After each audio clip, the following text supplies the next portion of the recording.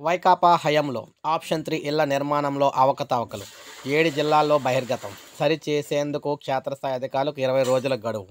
వైకాపా ప్రభుత్వ హయాంలో జగనన్న కాలనీల పేరుతో ఆప్షన్ 3 కింద చేపట్టిన ఇళ్ల నిర్మాణంలో 7 జిల్లాల్లో అవకతవకలు బయటపడ్డాయి.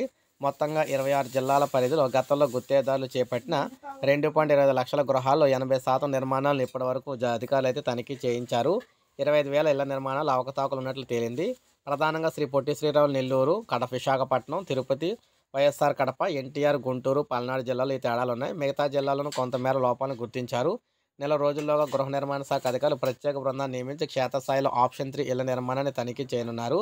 బేస్మెంటు, రూఫ్ స్థాయి నిర్మాణంలో ఎక్కువైతే ఉన్నాయన్నమాట. బేస్మెంట్, రూఫ్ స్థాయి నిర్మాణాలు ఎక్కువ తేడాలు ఉన్నట్లు అధికారులు గుర్తించారు. అప్పటి వరకు జరిగిన ఇంటి నిర్మాణానికి ఇవ్వాల్సిన ఇనుము, సిమెంట్ కంటే ఎక్కువగా గుత్తేదారులకు అందించడం, అదనంగా బిల్లు చేయడం తదితరులు బయటపడ్డాయి.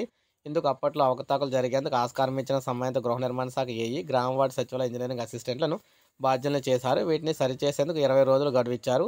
లేని పక్షంలో వారి జీతాల నుంచి రికవరీ చేస్తామని ఉన్నతాధికారులు అయితే స్పష్టం చేశారనమాట. సో ఇది మనకి ఇళ్ల నిర్మాణం అనేది మనకి చూసుకున్నట్లయితే ఇళ్ల నిర్మాణాలకు సంబంధించి జగన్ ఇచ్చిన ఇళ్ల నిర్మాణాలు అనేక అవకతవకలు ఉన్నాయని చెప్పేసి ఇప్పుడు బయటకు లాగుతూ ఉన్నారు. సో ఇది అప్డేట్. ఒక లైక్ చేయండి, సబ్స్క్రైబ్ చేసుకోండి, మన ఛానల్ సబ్స్క్రైబ్